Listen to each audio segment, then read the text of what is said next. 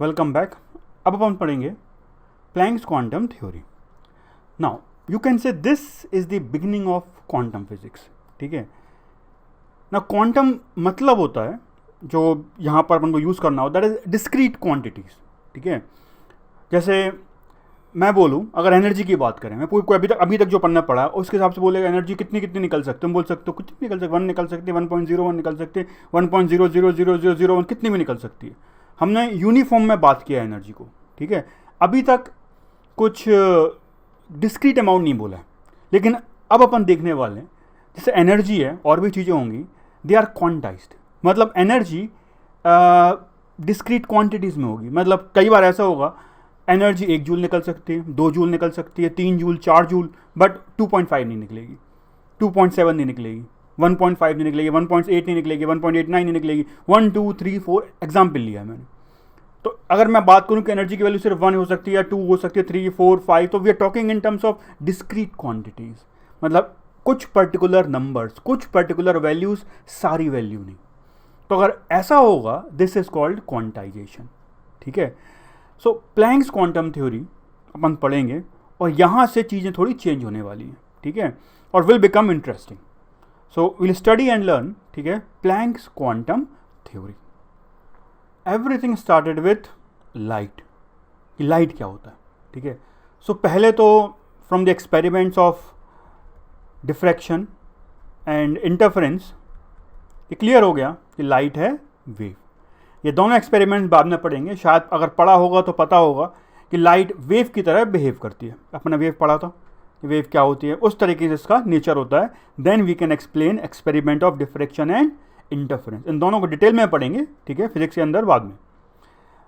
But in around 20th century, like around 100 years ago, there was many experiment which hinted that light का wave nature नहीं, light का particle nature भी होता है कई बार। ठीक है, वो एक्सपेरिमेंट्स कौन कौन से थे? ठीक है, planks law, next photo electric effect, ये भी पढ़ने वाले हैं इस चैप्टर के अंदर, डिटेल में पढ़ेंगे। एटॉमिक स्पेक्ट्रा, ये भी पढ़ने वाले हैं इस चैप्टर के अंदर, डिटेल में पढ़ेंगे।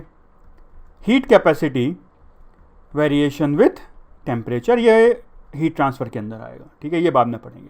बट इन तीनों को अपन को पढ़ना है, और ये तीनों एक्सपेरिमेंट्स, ठीक है, हिंट करते हैं कि लाइट का पार्टिकल नेचर भी होता है। तो particle nature in the sense कैसे, वो सब अपन पढ़ेंगे। बट यहाँ तक ये समझ में आना चाहिए कि now we have fight that light क्या है, लाइट वेव है कि लाइट पार्टिकल है। कुछ एक्सपेरिमेंट बोलेंगे लाइट पार्टिकल है, कुछ एक्सपेरिमेंट बोलेंगे लाइट वेव है। एंड में सॉल्यूशन ये निकलेगा लाइट दोनों है, कभी लाइट वेव है, कभी लाइट पार्टिकल है। ठीक है, यहाँ से डुअल बिहेवियर आएगा, डुअल कैरेक्टरिस्टिक, की लाइट कभी वेव हो सकता है, कभी पार्टिकल।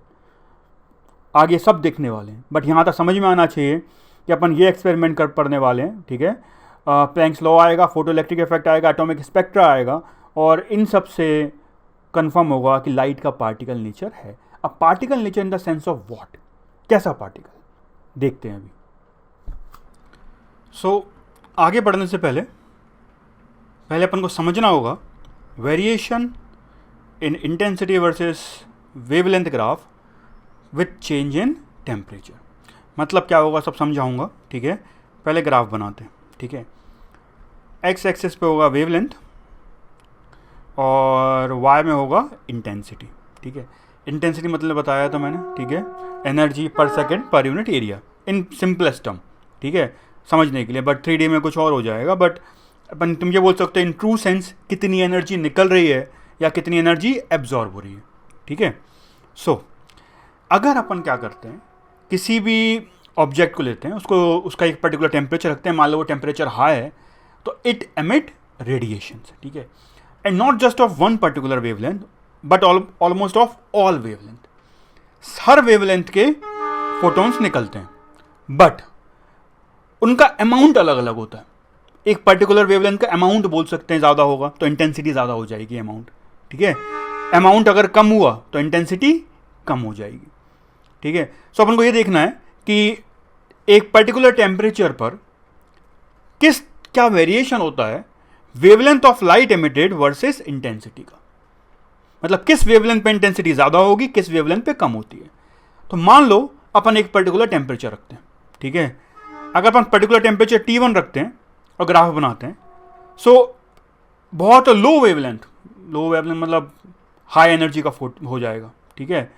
फिर अगर वेवलेंथ बहुत छोटा होगा उसका अमाउंट बहुत कम होता है, ठीक है। वेवलेंथ थोड़ा बड़ा का देखेंगे, थोड़ा अमाउंट ज़्यादा आएगा, इंटेंसिटी ज़्यादा आएगा। मैं सिंपल टर्म में बोल रहा हूँ amount, but it is intensity. Wavelength थोड़ी और ज़्यादा देखेंगे, ज़्यादा वेवलेंथ के थोड़े और होंगे, ऐसे बढ़ता जाएगा, और ज़्यादा वेवलेंथ के और हो जाएंगे। लेकिन एक पॉइंट के बाद एक मैक्सिमा आता है, दैट इज एक पर्टिकुलर वेवलेंथ, यहां पर एक पर्टिकुलर वेवलेंथ पर सबसे ज़्यादा इंटेंसिटी होगी। उसके आगे अगर अपन देखेंगे, अब वेवलेंथ की इंटेंसिटी कम होती जाएगी। मतलब सबसे ज़्यादा अमाउंट इस वेवलेंथ का था, ये वेवलेंथ, वो यहां देखो इस वेवलेंथ का। उसके बाद उसके आगे जाओगे तो वेवलेंथ की इंटेंसिटी या अमाउंट कम होता जाएगा और बढ़ता जाएगा इस तरीके से। सो this is intensity versus lambda versus intensity graph, ठीक है, eight a particular temperature T1, ठीक है। तो अपन ने T1 टेम्परेचर लिया, T1 टेम्परेचर पे ग्राफ बना दिया, बिल्कुल वाला आया। समझ में आया कैसा आया? बहुत लो वेवलेंथ के बहुत कम अमाउंट होता है, बहुत ज़्यादा का बहुत कम होता है, पर्टिकुलरली बीच में कहीं मैक्सिमा आता है, सबसे ज़्यादा फोटोन उस वेवलेंथ के निकलते हैं, ठीक है।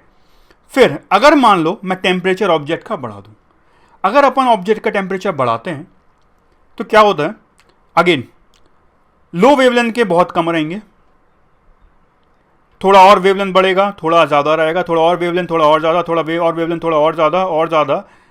इसका भी एक मैक्सिमा आएगा जिस पे सबसे ज़्यादा इंटेंसिटी अमाउंट होगा। उसके ज़्यादा अगर वेवलेंथ देखोगे तो उससे ज़्यादा वेवलेंथ के फोटोन अमाउंट कम निकलता है, और फिर इस तरीके से ग्राफ बनेगा। दोनों ग्राफ सिमिलर है, बट अंतर है। अंतर क्या है? ये T2 है, ये T1 टेम्परेचर था।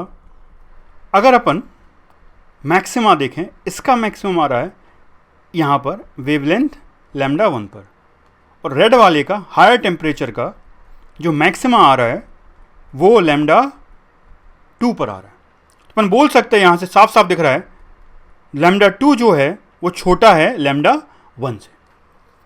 मतलब ये हुआ टेम्परेचर को बढ़ाने पर, टेम्परेचर जब अपन ने बढ़ाया तो सबसे ज़्यादा जो इंटेंसिटी आती है, ठीक है, फोटॉन्स की, वो लोअर वेवलेंथ के फोटॉन्स की आती है, ठीक है। मतलब पहले हायर वेवलेंथ के फोटोन सबसे ज़्यादा थे, ठीक है, अब छोटे वेवलेंथ के फोटोन इसके कंपैरिजन ज़्यादा होंगे। मतलब इन दोनों के T1 और T2 के कंपैरिजन में अगर बात किया जाए तो T2 टेम्परेचर पर, हायर टेम्परेचर पर बोल सकते हैं लोअर वेवलेंथ के फोटॉन्स ज़्यादा निकलते हैं। अंतर समझ में है? तो टेम्परेचर अगर बढ़ाते हैं तो लोअर वेवलेंथ के फोटॉन ज़्यादा निकलते हैं, और अगर वेवलेंथ कम होती है तो फ्रीक्वेंसी क्या होती है? ज़्यादा। तो अपन बोल सकते हैं फ्रीक्वेंसी जो सेकंड वाले की होगी वो ज़्यादा होगी पहले वाले से। Getting my point? सो ये होता है variation in intensity versus wavelength graph with change in temperature. ये वो ग्राफ है, ठीक है, जो पहले ऑब्जर्व किया था, और इस एक्सपेरिमेंट को समझाने के लिए प्लैंक्स अपना लॉ देगा, ठीक है। प्लैंक्स लॉ आएगा, ठीक है, वो यहां से, इसकी वजह से आएगा, ठीक है। So this was the observational graph. ये देखा गया था कि अगर अपन किसी भी ऑब्जेक्ट का टेम्परेचर कुछ वैल्यू रखते हैं, ठीक है, तो वो सारी वेवलेंथ के फोटॉन्स एमिट करता है, बट एक पर्टिकुलर वेवलेंथ के सबसे ज़्यादा फोटॉन निकलते हैं। और तो और अगर टेम्परेचर को बढ़ा दें तो जो लोअर वेवलेंथ के फोटॉन्स होते हैं वो ज़्यादा निकलते हैं। Getting my point? So this was the observation. इस ऑब्जर्वेशन को जो क्लासिकल मॉडल था, ठीक है, वो नहीं समझा पा रहा था, ठीक है। अब देखेंगे उसका ग्राफ क्या आता है। इसको समझाने के लिए प्लैंक्स अपना लॉ देगा, जिसको लोग मानेंगे नहीं, और लोग बोलेंगे ये वियर्ड है। एक्चुअली काफ़ी टाइम तक प्लैंक्स का लॉ पढ़ा रहा था अनयूज्ड, बिकॉज लोग बिलीव नहीं कर रहे थे कि it could be like that. But फिर आइंस्टीन बोलेगा कि प्लैंक्स ने जो बोला था वो सही है, ठीक है। वो कैसे बोलेगा सब पढ़ने वाले हैं अपन, अभी आने वाला है। लेकिन समझ में आना चाहिए कि पूरा मॉडल इस ग्राफ से चालू हुआ है, इसको समझाने के लिए, ठीक है।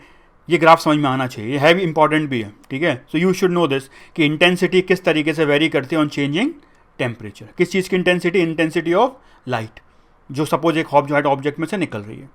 ठीक है, इसको और डिटेल में देखते हैं अपन। यहां पर देखो, इसमें देखो मैंने सब कुछ ज़्यादा डिटेल में समझ में आएगा अच्छे से। तो पहले तो ये ग्राफ समझते हैं। ठीक है, ये इंटेंसिटी 3 डायमेंशनल के लिए है। तुम अभी इंटेंसिटी समझो, हमारे कोर्स में +2 में ये सब नहीं है। ठीक है, स्पेक्ट्रल रेडियंस हमें 3D में नहीं देखना, 2D में समझना ज़्यादा आसान है। 2D में तुम्हें इंटेंसिटी लेना है इसको, बाकी सब सेम। सो क्लासिकल थ्योरी बोलती है इसको, अल्ट्रा वायलेट कैटास्ट्रॉफी भी बोलते हैं। ठीक है, बिकॉज यहाँ से ये जो पुराना मॉडल था क्लासिकल थ्योरी, वो बोलती है मैक्सिमम वेवलेंथ जो होती है वो इंफ्रारेड रीजन में होती है। ठीक है, so anyways this is not what we have to study. ठीक है, बट हाँ क्लासिकल मॉडल जो देख सकते हो वो एकदम गलत ऑब्जर्वेशन है। ये ऐसा बोलता है, जबकि आता ग्राफ क्या है ये। इसमें और भी कुछ इंफॉर्मेशन है, सारा समझते हैं। देखो कैसे, पर्टिकुलर टेम्परेचर 300 केल्विन पे बात करते हैं अगर अपन, 3000 केल्विन सॉरी। तो 3000 केल्विन पे हुआ क्या, लो वेवलेंथ के बहुत कम है, बढ़ रहा मैक्सिमम आता है, फिर वैल्यू कम होती जाती है। अगर टेम्परेचर को बढ़ा दो, देखो बढ़ा दिया, तो देखो ग्राफ यही हो गया। लोअर वेवलेंथ के, यहाँ वेवलेंथ मैक्सिमा ये था, यहाँ मैक्सिमा यहाँ आएगा, छोटा हो जाएगा। लोअर वेवलेंथ के ज़्यादा फोटॉन्स निकलते हैं। ठीक है, यहाँ पर टेम्परेचर और कम कर दोगे तो देखो और लोअर हो जाएगा, ये वैल्यू यहाँ कहीं आएगी वेवलेंथ की, मतलब और छोटी वेवलेंथ के ज़्यादा फोटॉन्स निकलेंगे। ठीक है, सो दिस इज द ग्राफ जो मैंने समझाया था, बट इसका क्या मतलब होता है? ठीक है, देखो पता होगा कि अगर अपन किसी भी ऑब्जेक्ट को गर्म करते हैं, ठीक है, तो उसका टेम्परेचर चेंज होता है। जैसे अगर तुमने कई बार पिक्चर मूवीज़ वगैरह देखा होगा, या अगर मोल्टन लावा देखा है कि नहीं, या मोल्टन आयरन देखा है, तो उसका कलर चेंज होता है। पहले वो रेडिश कलर का होता है, इस तरीके का डार्क रेड। ठीक है, ये 550 के आसपास ये होता है, कलर चेंज होता जाता है, डार्क रेड से लाइट रेड, ऑरेंजिश, फिर येलोइश, और फिर वाइट हो जाएगा, ब्लूइश वाइट। ठीक है, सो इस तरीके से कलर चेंज होता है। ये देखो मैंने एग्जाम्पल लिया है, इसको जब गर्म किया होगा तो ये वाला थोड़ा ठंडा होगा पार्ट, ये यहाँ हैंडल होगा, यहाँ गर्म कर रहे होंगे, तो ये थोड़ा ठंडा, देखो तो डार्क रेड और लेस रेड, ऑरेंजिश हो गया, देखो यहाँ येलोइश हो गया, लाइट येलो, और यहाँ ऑलमोस्ट वाइट हो जाएगा। अब थोड़ा वेरिएशन क्या है, कैमरे के फोटो में भी आएगा, बट और गर्म करोगे तो यहाँ ब्लूइश वाइट होने लगेगा। इस तरीके से कलर चेंज होता है, और एक्चुअली हम कलर देख के टेम्परेचर बता सकते हैं। लेकिन तुमने देखा होगा कि आयरन को गर्म करोगे तो you have to heat it till around like this 680 या 550 डिग्री सी, तब जाके कलर आएगा, उससे पहले कलर नहीं आता। क्यों नहीं आता वो समझते हैं। ठीक है, तो ये सब समझने में ये पूरा ग्राफ और अच्छे समझ में आएगा, और पता भी पड़ेगा कि एक फंडामेंटल ऑब्जर्वेशन इस तरीके से क्यों होती है। देखो ध्यान से, सपोज टेम्परेचर अपन लो रखते हैं, ठीक है, सपोज 740 के आसपास, तो ग्राफ कुछ ऐसा बनेगा, और नीचे आएगा, ऐसा कुछ आएगा, है कि नहीं? अच्छा, ऐसे में देखो जो मैक्सिमम वेवलेंथ आ रही हैं वो कहाँ आ रही है? इंफ्रारेड। दिखता है क्या इंफ्रारेड अपन को? नहीं दिखता है। और जो देखो ये है विजिबल रेंज, सपोज ये वेवलेंथ विजिबल रेंज है, तो विजिबल रेंज में कितने कम फोटोन निकलेंगे, इतना कम इंटेंसिटी निकलेगी, तो वो ऑब्जेक्ट अपन को दिखेगा ही नहीं। Getting the point? तो बहुत कम टेम्परेचर पर, लाइक सपोज 100 डिग्री सी पर हमें ऑब्जेक्ट का कलर दिखता है, बट जो गर्मी की वजह से कलर होता है वो नहीं दिखता है। क्यों दिखता है वो समझ में आया? ठीक है, अच्छा, टेम्परेचर जब अपन 300 केल्विन कर देते हैं मान लो, तब जाके क्या होता है, देखो अपने पास अच्छी खासी इंटेंसिटी आएगी इन विजिबल रेंज। अब देखो विजिबल रेंज में सारे फोटोन्स आ रहे हैं अपने पास, और काफ़ी ठीक ठाक आ रहे हैं, अमाउंट देखो एक पर्टिकुलर अमाउंट अपनी आंख में जाना चाहिए, तब अपन को कोई भी चीज़ दिखती है। ठीक है, अगर बहुत कम अमाउंट होगा तो नहीं दिखेगा। सो अब अपने पास देखो इंटेंसिटी ठीक ठाक आ रही है विजिबल रेंज में, तो अपन को वो ऑब्जेक्ट दिखने लगेगा, और दिखने लगेगा तो तुम देख रहे हो पहले रेडिश दिखता है, बाद में जाके वाइटिश होता है। ऐसा क्यों होगा वो भी समझ में आएगा। अब देखो अगर यहाँ से बात करें तो इंटेंसिटी ज़्यादा कहाँ है? रेड वाले पार्ट की। मेरा कर्सर देखते आना, वो समझ में आएगा अच्छे से। कर्सर को मैं वहाँ बना रहा हूँ, ये जो रेड वाला पार्ट है, देखो रेड वाले पार्ट का इंटेंसिटी ज़्यादा है इन कंपेरिजन टू ब्लू वाला पार्ट। सो अपने पास ज़्यादा लाइट एनर्जी के टर्म में किस कलर में निकल रही है? रेड। तो अपन कलर कौन सा देखेगा? रेडिश। अब देखो टेम्परेचर और बढ़ा दिया, 400 केल्विन कर दिया, तो देखो अभी देखो अपने पास कलर और अच्छा दिखेगा। क्यों दिखेगा? पहली बात कलर अच्छा, अब देखो ज़्यादा इंटेंसिटी आ रही है, विजिबल रेंज के जो फोटोन निकल रहे हैं ज़्यादा निकल रहे हैं, तो अपन को वो ऑब्जेक्ट दिख पाएगा। अच्छा, इसके बाद अब कलर थोड़ा ब्लूइश ज़्यादा हो जाएगा। क्यों? ब्लूइश अमाउंट देखो कितना बढ़ गया है, पहले इतना सा था नेग्लेजिबल, अब ब्लूइश अमाउंट बढ़ गया है। रेड भी बढ़ा है but bluish amount comparably many times बढ़ा है कि नहीं? तो कंपेरेटिवली रेड कम बढ़ा है, बढ़ा तो है रेड, और रेड अभी भी ज़्यादा है, इसलिए रेडिश दिख रहा है, ठीक है। बट ब्लू भी आ गया तो रेड और ब्लू का मिक्स करोगे तो थोड़ा सा कम रेड हो जाएगा। Getting my point?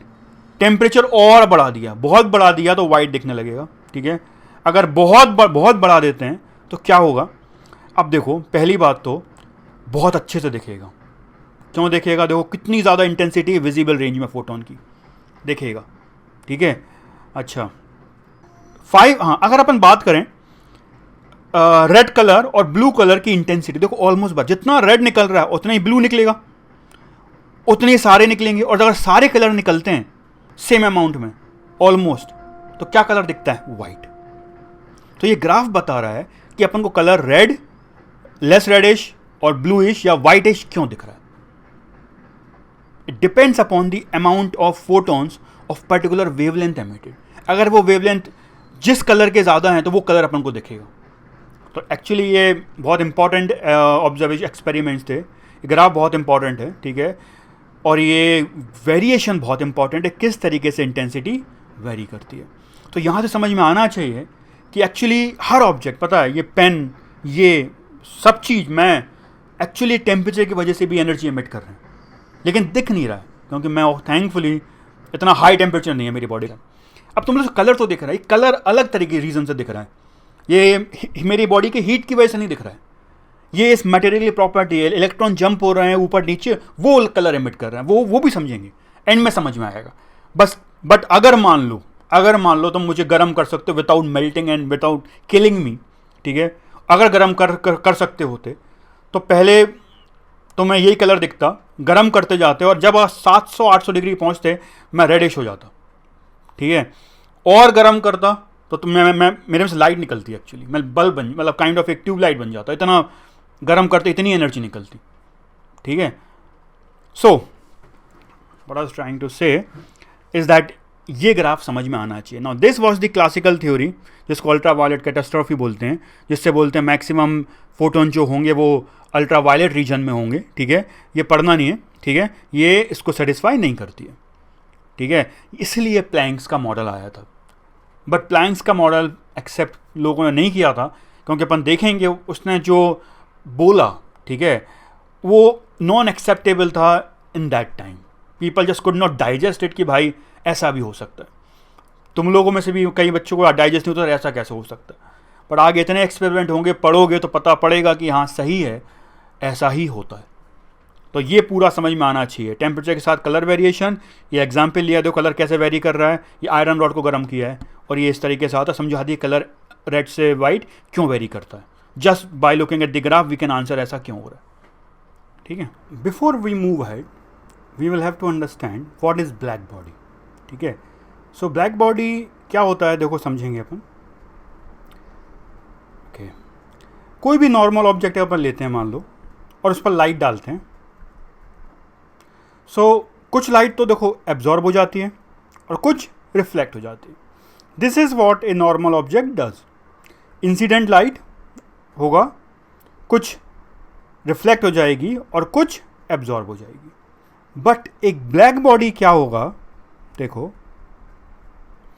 उस पर अगर कोई भी लाइट आती है incident, it must not reflect no amount should reflect back, all should be absorbed। सारी इंसिडेंट लाइट एब्जॉर्ब हो जाना चाहिए, नो रिफ्लेक्शन, कोई भी रिफ्लेक्शन नहीं होना चाहिए। So that is called black body. Black body मतलब a perfect absorbent of light, मतलब लाइट पूरी एब्जॉर्ब होना चाहिए बिल्कुल भी रिफ्लेक्ट नहीं होना चाहिए. Now that is impossible. You can say अपन ब्लैक सब्सटेंस ले सकते हैं, सपोज चारकोल. मतलब चारकोल ब्लैक क्यों दिखता है? क्योंकि लाइट एब्जॉर्ब होती है, बट स्टिल तुम्हें चमक दिखती है. There is some lustre to that even for charcoal, है कि नहीं? ब्लैक अगर कोई परफेक्ट और ब्लैक होगा ना, you will not be able to see any shape, you will just see a black मतलब stuff, that's it. You will see parts of the space missing, कुछ देखेगा नहीं शेप वगैरह. अगर तुम चारकोल भी लोगे, कोल भी लोगे, कुछ भी कलर का काला लोगे, it still has some reflection. ठीक है, no object is a perfect absorbent, law of light. ठीक है, अभी कई कलर बने हैं, vanta black and this black which absorb almost all light, बहुत कम रिफ्लेक्ट होता. स्टिल आइडियली एक ब्लैक बॉडी वो होगा जो बिल्कुल भी रिफ्लेक्ट ना करे, ऐसा कोई नहीं होता. बट अपन अपने एक्सपेरिमेंटल पर्पस के लिए चीज़ें देख सकते हैं जो ऑलमोस्ट आइडियल हों. ठीक है, सो चारकोल एकदम ब्लैक को अपन यूज़ कर सकते हैं, but by definition black body क्या है वो समझ में आना चाहिए. By definition object black body should absorb all the incident light, that is called black body. So black body ideal body होती है जो प्रैक्टिकली नहीं हो सकती. Absorb all the incident light, perfect black body is not possible. ठीक है, but black substances like carbon black, charcoal वगैरह को अपन as a black body use कर सकते हैं. बट एक और तरीका है जो अपन एक्सपेरिमेंट के लिए प्रैक्टिकली यूज़ करते हैं, वो देखो. ऐसा एक सपोज मैंने स्फेयर लिया, उस स्फेयर में होल कर दिया. ठीक है, और सब जगह सपोज इसको मैंने ओपेक ले लिया कि लाइट यहाँ से यहाँ ना जा पाए. We can take it opaque, मोटा बना लो, इस पर ग्राफाइट लगा दो, कार्बन लगा दो, कुछ भी लगा दो, so that all the light which come inside do not go outside, वो कर सकते हैं. सो ये जो अपना होल हो गया, this hole will act as a black body. Why black body? Light डाला, होल से पास हो जाएगा, है कि नहीं? Incident light will completely get absorbed, है कि नहीं? तो अपन this hole it can be used as black body at thermodynamic equilibrium. Thermodynamic equilibrium क्या होता है? Thermodynamic equilibrium cavity will act as black body. Thermodynamic equilibrium मतलब जो हीट तुम एनर्जी तुम डाल रहे हो और जो भी निकल रही है वो बराबर हो जाना चाहिए, मतलब इक्विलिब्रियम पर आ जाना चाहिए. इसको डिटेल में पढ़ना है थर्मोडायनेमिक्स के अंदर. अभी इतना पता होना चाहिए थर्मोडायनेमिक इक्विलिब्रियम यूज़ कर रहे हैं, जो बाद में वो सब कोई काम में नहीं आएगा. अभी सारी चीज़ें एक साथ नहीं देख सकते. अभी सिर्फ मान लो it must be at thermodynamic equilibrium, मतलब net flow of energy zero हो जाना चाहिए. ठीक है, इस सिस्टम के अंदर जितना बाहर से आ रहा है उतना ही अगर निकल रहा है, it is at thermodynamic equilibrium. It should not gain any more energy. वो सब बाद में पूरा डिटेल में समझना पड़ेगा, इसलिए थर्मोडायनेमिक्स में समझ में आएगा. अब इसका यूज़ नहीं वैसे पता होना चाहिए. It must be at thermodynamic equilibrium. Now वापस एक बार बताता हूँ. This hole, pin hole, this छोटा सा hole in this spherical object will act as black body. Why? All the incident light will like get absorbed, क्योंकि सारी अंदर चली जाएगी, विल गेट एब्जॉर्ब. तो ये जो होल होगा it will act as black body. ठीक है, क्योंकि जो भी लाइट अंदर आएगी will get absorb to this substance, पूरा एब्जॉर्ब हो जाएगा. ठीक है, अंदर ही रहेगा. That is what black body should do. ठीक है, so you must understand black body ideally होता क्या है. वो सब्सटेंस जो पूरी लाइट को एब्जॉर्ब कर लेता है, रिफ्लेक्ट नहीं करता, उसको बोलते हैं ब्लैक बॉडी. इसको अपन अप्रॉक्सीमेटली यूज़ करते हैं, चारकोल यूज़ कर सकते हैं, कोल यूज़ कर सकते हैं, बट बेस्ट ऑप्शन होता है अपने पास इस तरीके से एक ऑब्जेक्ट में होल कर देने का और ऑब्जेक्ट को ओपेक रखने का, कि अंदर जो भी लाइट है ट्रैप हो जाए, टकराएगी, अंदर रह जाएगी, अल्टीमेटली बाहर नहीं जानी चाहिए. तो thermodynamic equilibrium this hole will act as black body. तुम्हें एक्सपेरिमेंट नहीं करना है, बस पता होना चाहिए. ठीक है, और अगर करोगे तो फिर अच्छी बात है, पता होगा कि भाई कि क्या करना है. ठीक है, so this is a black body. आगे देखते हैं. अब अपन समझेंगे प्लैंक्स क्वांटम थ्योरी. अपन ने ग्राफ देख लिया इंटेंसिटी वर्सेस वेवलेंथ का एंड चेंज विथ टेम्परेचर. हमने ब्लैक बॉडी समझ में आ गया. ठीक है, बिकॉज लॉज वगैरह जो एप्लीकेबल होंगे ब्लैक बॉडी के लिए एप्लीकेबल होंगे. सो प्लैंक्स क्वांटम थ्योरी देखते हैं. Planck's theory is based on the assumption that the radiation of black body इसलिए पढ़ना पड़ा बिकॉज ब्लैक बॉडी के लिए एप्लीकेबल है, is due to the oscillation of the atoms of the black body and the vibrational energy that each oscillator has is in discrete values and no values in between. तो इसका मतलब क्या होता है? देखो, प्लैंक्स को वो जो ग्राफ था वो समझाना था कि वो ग्राफ कैसे आएगा, ठीक है, मतलब काइंड ऑफ थ्योरी बनाना है, फिट कराना है कि but with obviously logic and reasoning, ठीक है, और फिट कराना है और उस मैथमेटिकली प्रूफ भी करना है कि वो ग्राफ आएगा, हवा में नहीं बोलना, ठीक है. सो मैथमेटिक्स है जो प्रूफ करेगी कि जो लॉ बोलने वाला है वो ग्राफ सेटिस्फाई करेगा, ठीक है. सो वो जो ग्राफ था याद है, लो वेवलेंथ के कम, मैक्सिमम और फिर कम, वो अगर एक्सप्लेन करना है तो उसने बोला ये मानना पड़ेगा कि जो भी अपने पास ब्लैक बॉडी होगा, ठीक है, उस ब्लैक बॉडी के एटम्स होंगे, हमें वो निकालना है रेडिएशन का जो ग्राफ आता है क्यों आता है. ये क्या बोलता है, जो ब्लैक बॉडी है, ठीक है, उस ब्लैक बॉडी के जो एटम्स होंगे वो एटम्स ऑसिलेट करते हैं, वाइब्रेट करते हैं, ठीक है. लेकिन वो जो ऑसिलेशन और जो वाइब्रेशन होता है सिर्फ कुछ पर्टिकुलर एनर्जीज का हो सकता है.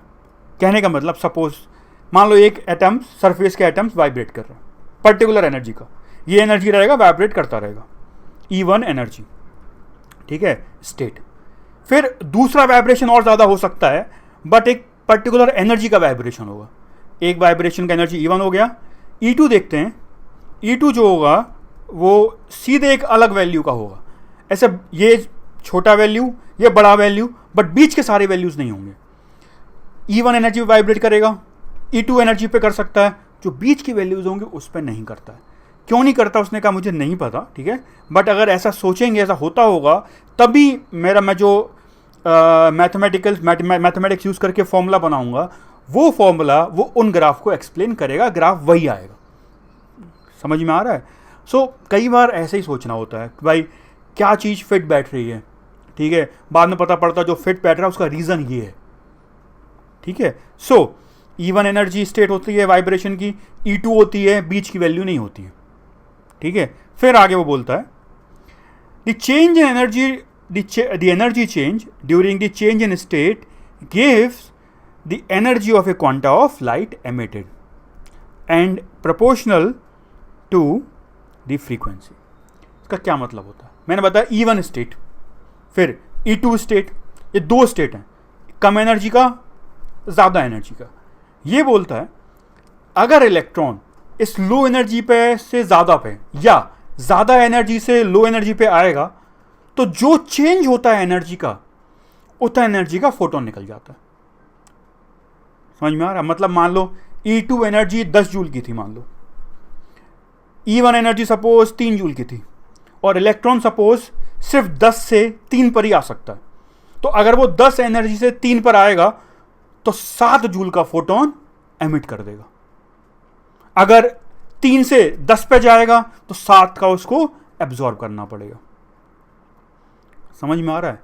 तो ये बोलता है इलेक्ट्रॉन्स या एटम्स एटम्स वाइब्रेट करते हैं बट पर्टिकुलर एनर्जीज पे वाइब्रेट करते हैं. और अगर एटम जंप करेगा तो एक एनर्जी से दूसरे पे ही करेगा. उस प्रोसेस में जो एनर्जी का चेंज आएगा वही फोटोन एमिट हो जाएगा. अगर नीचे से ऊपर जा रहा होगा तो एब्जॉर्ब हो जाएगा. तो मतलब अगर E2 स्टेट से E1 जा रहा है तो जो एनर्जी निकलेगा फोटोन का कितना निकलेगा? E2 माइनस E1 जो चेंज हुआ है. और ये वैल्यू किसके प्रोपोर्शनल होगा? Frequency. This is planks law. अगर अपन ये मान लें तो वो मैथमेटिक्स नहीं पढ़ना है इसकी, वो थोड़ा हाई फंडा है इसका. फिर बोल्ट्जमैन लॉ वगैरह यूज़ करता है, वो प्रोबेबिलिटी का फंडा है. वो सब यूज़ करके it determines an equation, that equation matches that graph और प्रॉपर सेटिस्फाई करता है. तो मतलब कुछ तो है जो अपन ये समझा नहीं पा रहे कि ऐसा क्यों है, बट ऐसा है, ठीक है. तभी एक्सपेरिमेंटल ऑब्जर्वेशन को एक्सप्लेन कर पा रहे हैं. So this is Planck's quantum theory. But इस फॉर्म में इसको अगर पढ़ेंगे, याद रखेंगे तो दिक्कत आती है थोड़ा सा, ठीक है. मैं सिंपलर फॉर्म में बताऊंगा हमें इसको कैसे समझना है और कैसे यूज़ करना है, ठीक है। So Planck's quantum theory simpler form क्या है, देखो प्लैंक्स क्वांटम थ्योरी बोलती है, पहला point, all object emit radiations, ठीक है, देखा था हर टेम्परेचर पे एमिट करता है, बट दिखेगा ना दिखेगा वो अपना प्रॉब्लम है। All object emit radiation and the energy of this radiations are in bundles called quanta और फोटॉन्स। अब देखो जब भी फोटोन निकलेगा, एनर्जी लाइट निकली, कैसे निकलेगी, एटम्स एक एनर्जी स्टेट से दूसरे एनर्जी स्टेट पे जंप कर रहे होंगे, पैकेट में निकलेगी एक एनर्जी, फोटॉन्स में, ठीक है, डिस्क्रीट क्वांटिटी। मैंने एग्जाम्पल लिया था 10 से 3 तो 7, ठीक है, तो 7 का बंडल निकलेगा। तो ऐसे बंडल्स में निकलती है एनर्जी, यूनिफॉर्म नहीं होती। एक स्टेट, तो एटम्स के स्टेट्स होते हैं वाइब्रेशनल, और उसमें जब वो जंप होता है तो फोटोन निकलता है, ठीक है। हमें इतना याद रखना है कि जब भी कोई ऑब्जेक्ट लाइट इमिट करेगा या एब्जॉर्ब करेगा तो बंडल्स में होगा। कहने का मतलब लाइट की एनर्जी पैकेट्स में होती है, वो एमिट कर रही होगा या एब्जॉर्ब कर रहा होगा, बट एनर्जी जो भी होगी किस में होगी, पैकेट्स में होगी। और जब हम पैकेट्स की बात कर रहे हैं तो एक क्वांटिटी की बात कर रहे हैं, एक शेप काइंड ऑफ फील हो रहा है अपन को, अमाउंट है कि नहीं, शेप तो नहीं बोलना चाहिए, बट एक समझ में आ रहा है, एक फिक्स चीज़ है, ठीक है। तो यहाँ से इसका पार्टिकल नेचर समझ में आता है कि इसका पार्टिकल की तरह है भाई, जैसे पार्टिकल है, मास है तो पूरा ये मास होता है पार्टिकल, ठीक है, ये जा रहा है तो ये पूरा अपन को दिख रहा है। तो इस तरीके से इस पार्टिकल सोच रहे हैं, एनर्जी एक बंडल में, तो बंडल्स में एनर्जी निकलती है। वेव्स होती है तो यूनिफॉर्म होती, पैकेट्स में आ रही है यहाँ पर, ठीक है। सो फर्स्ट पॉइंट, एनर्जी जब भी बात करेंगे लाइट की, किस में बात करेंगे, बंडल्स में, क्वांटा में, ठीक है। क्वांटा मतलब बंडल ही होता है। Photons same. Second, energy of a quanta, अभी जो क्वांटा निकलेगा एनर्जी का, वह पैकेट निकलेगा, ठीक है, that is proportional to what, frequency. Packet bundle is directly proportional to the frequency of light. मतलब जितनी ज़्यादा एनर्जी का पैकेट होगा, क्वांटा होगा, ठीक है, उतनी ही ज़्यादा उसकी फ्रीक्वेंसी होगी। ज़्यादा पैकेट, ज़्यादा एनर्जी का पैकेट, ज़्यादा, क्योंकि वेव नेचर भी तो है, हमें उसका डिफ्रैक्शन और इंटरफेरेंस भी तो समझाना है। तो ऐसा नहीं कि वेव नेचर खत्म हो गया। सो अगर अपन को पार्टिकल नेचर वेव नेचर को रिलेट करना है यहाँ पर, तो पार्टिकल नेचर में जो एनर्जी है और अगर वेव नेचर से रिलेट करना है तो जो जितनी ज़्यादा एनर्जी उतना ज़्यादा फ्रीक्वेंसी, ठीक है। So energy of the quanta is proportional to frequency. Proportionality हटाएंगे तो एक कांस्टेंट आ जाएगा, एच म्यू। एच की वैल्यू होती है, एच को बोलते हैं प्लैंक्स कांस्टेंट, वैल्यू होती है 6.63 into 10⁻⁻34 SI unit joule second. What is mu, क्या है यहाँ पर, फ्रीक्वेंसी ऑफ लाइट, समझ में आना चाहिए। तो यहाँ से अपन ने पार्टिकल नेचर क्वांटा को रिलेट कर दिया वेव नेचर से, फ्रीक्वेंसी, ये समझ में आना चाहिए। थर्ड पॉइंट जो अपन यूज करेंगे, energy can only be absorbed और एमिटेड, ठीक है, in integral multiple of quanta. Absorbed या एमिटेड भी होगा, एब्जॉर्ब्ड या एमिटेड। मतलब अगर एक ऑब्जेक्ट सपोज एनर्जी एब्जॉर्ब कर रहा है और लाइट आ रही है, तो एक पैकेट एब्जॉर्ब कर सकता है, दो पैकेट टूट नहीं सकते, तभी तो पैकेट है। अगर पैकेट ही तोड़ दोगे तो फिर वो पैकेट किस बात के हो गए। तो समझ में आना चाहिए, क्वांटा एनर्जी का packet, you can not break them, packet में ही होती है एनर्जी। तो अगर सपोज फोटॉन्स आ रहे हैं 7 जूल के एक सरफेस पर, तो ये सरफेस 7 एब्जॉर्ब कर सकता है, 14 ऑब्जॉर्ब कर सकता है, 21 यूज़ कर सकता है, बट 8 यूज़ नहीं कर पाएगा। 8 एब्जॉर्ब नहीं कर सकता कभी भी, 9 नहीं कर सकता, 11 नहीं कर पाएगा, 16 नहीं कर पाएगा। अगर सपोज सरफेस है 2 जूल्स के फोटॉन्स आ रहे हैं, तो ये सरफेस 2 जूल एब्जॉर्ब कर सकता है, 4 कर सकता है, 6 कर सकता है, 200 कर सकता है, 2 लाख कर सकता है, बट 3 जूल्स नहीं कर पाएगा, 3.5 नहीं कर पाएगा, 4.1 नहीं कर पाएगा, समझ में आया, 100.1 नहीं कर पाएगा, 100.001 भी नहीं कर पाएगा। एकदम पैकेट्स हैं, पैकेट लेना है तो लो, वरना मत लो, पूरा का पूरा पैकेट एब्जॉर्ब होना चाहिए। एमिट भी पूरा का पूरा पैकेट होगा, ठीक है। 1 पैकेट निकलेगा, 2 पैकेट निकलेगा, 3 पैकेट निकलेगा, 1000 पैकेट निकल सकते हैं, 10 लाख पैकेट निकल, 1.5 पैकेट नहीं निकल सकते, 2.25 पैकेट नहीं निकल सकते, 2.5 पैकेट नहीं निकल सकते। Should understand what is the meaning of quanta here. तो एनर्जी जो होती है, ठीक है, लाइट की, वो बंडल्स में होती है, you can not break those bundles, ठीक है। This is Planck's quantum theory in simpler word. एक बार वापस बता देता हूँ, बहुत काम की चीज़ है, यहाँ से सोचने का तरीका चेंज हो जाएगा लाइट की एनर्जी का। सो सारे ऑब्जेक्ट रेडिएशन एमिट करते हैं और क्वांटस में एनर्जी आती है उनकी। उसके बाद जो फ्रीक्वेंसी होती है एनर्जी के प्रोपोर्शनल, जितनी ज़्यादा एनर्जी होगी पैकेज की उतनी ज़्यादा फ्रीक्वेंसी होती है। हर एक ऑब्जेक्ट बंडल्स में फोटोन एमिट या एब्जॉर्ब कर सकता है। 10 बंडल ले सकता है, 100 बंडल, 1000 बंडल ले सकता है, बट 1.5-1.25 बंडल नहीं एब्जॉर्ब कर सकता है, दे सकता है। This is Planck's quantum theory. अब अगर तुम्हें लग रहा है कि तुम्हें समझ में आ गया है तो गलत है। जब तक क्वेश्चंस नहीं करोगे, मैथ्स नहीं देखोगे, you will never learn anything. अब अपन जो भी चीज़ पढ़ेंगे अच्छी चीज़ होंगी अगर, तो भाई बिना मैथ्स के समझ में नहीं आएगी। हर चीज़ का मैथ्स देखना पड़ेगा, क्वेश्चन सॉल्व करने पड़ेंगे, तभी दिमाग में फील आएगी। Maths is the language of science, ठीक है। जब तक मैथ्स नहीं देखोगे तुमने नहीं देखा साइंस। तो अपन को कुछ क्वेश्चंस करने होंगे, मैं कुछ और वो क्वेश्चन करने होंगे, उन्हीं के अंदर थ्योरी है, ये मान सकते हो, ठीक है। मैं ज़्यादा क्वेश्चन नहीं कराऊंगा, ठीक है। वो जो थ्योरी समझने के लिए इंपॉर्टेंट है, दैट्स इट। बाकी फिर बच्चों के पास बहुत सारी बुक्स हैं, they can solve as many question. The more question you solve, the better your mathematics will be, the better your concept of that topic will be. So वो तुम पे, तुम्हें कितना मेहनत करना, but I will give you question just as many as necessary to understand that concept, ठीक है।